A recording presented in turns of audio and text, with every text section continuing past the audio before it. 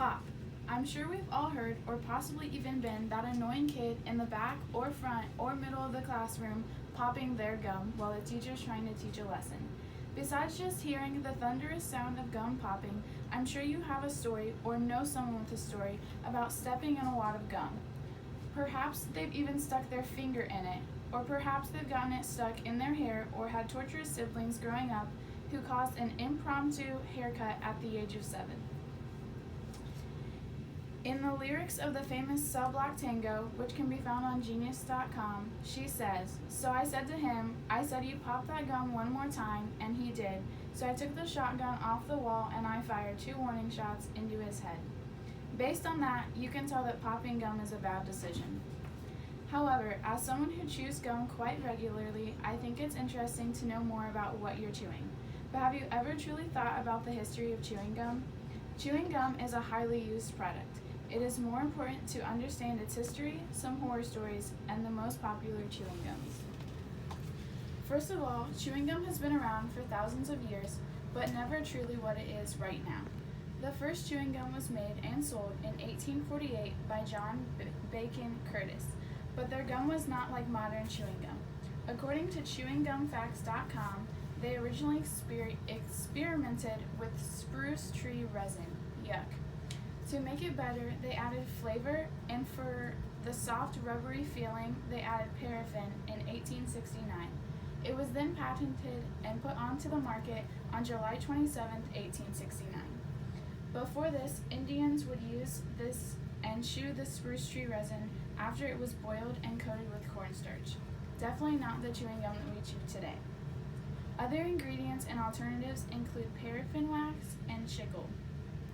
According to Roberto A. Ferdman, the U.S. isn't chewing gum as much as when modern flavors first came out. Gum sales have decreased 11% from 2009 to 2014. Since the article, sales were expected to fall another 5% within 5 years. To promote sales at one point, William Wrigley Jr., known for Wrigley's chewing gum, began adding packs of gum as incentives when you bought his other products. Even though that sales have fell 11% when recorded in 2013, sales for chewing gum were still over $3.7 billion. This is incredible based on all the struggles they faced trying to find correct flavors and texture for the gum, and to maintain the correct consistency. In addition to this, it's quite intriguing the variety of gum available. It comes in all shapes and sizes, and flavors. According to a poll in 2008, the original flavors of mint, spearmint, and peppermint were still the top flavors preferred, ranking cinnamon as 7th most popular and watermelon as the 10th most popular. The same poll then conducted in 2014 showed mint, spearmint, and peppermint still in the top 3, cinnamon dropped to 8th, and watermelon moved up to 9th.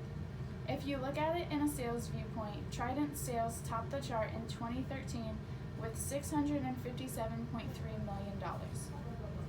Along with different flavors, chewing gum also comes in many shapes and sizes.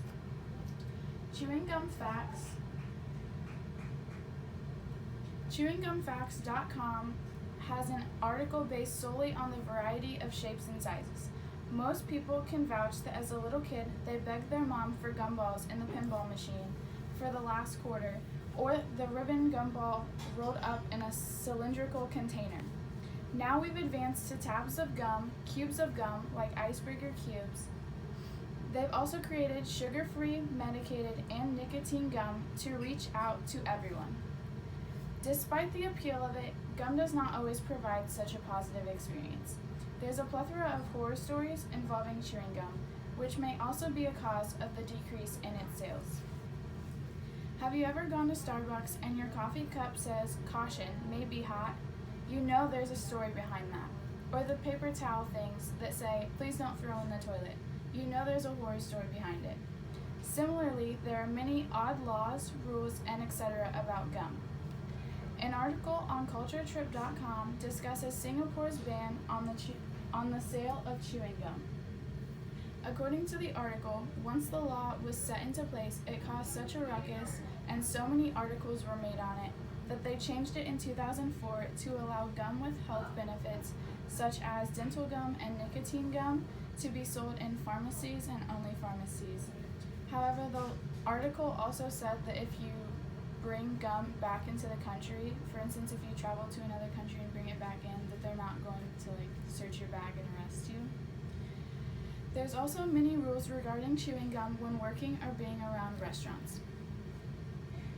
A group of online stories on Audi.com gives one very unique story of an NFL football player who got arrested for chewing gum. Jacksonville player Dwayne Gratz was arrested for trying to purchase items by paying with chewing gum because he was intoxicated. Another story from 2004 speaks of Britney Spears. Back then, people wanted to have so many celebrities' items that chewed up pieces of her gum began to appear on eBay. One set of the chewing gum even began to sell for $14,000. In order to get the complete insight to chewing gum horror stories, I asked several students about their experiences. One girl described a hatred for gum because of the squeaky noise it makes when it's been chewed for too long. Speaking from personal experience, when I was 7, I went on a road trip with my grandma. I was so excited to chew gum until I got it stuck in my hair. And next thing I knew, we were in a truck stop bathroom and my grandma was trying to cut the gum out of my hair with her sewing scissors from her purse.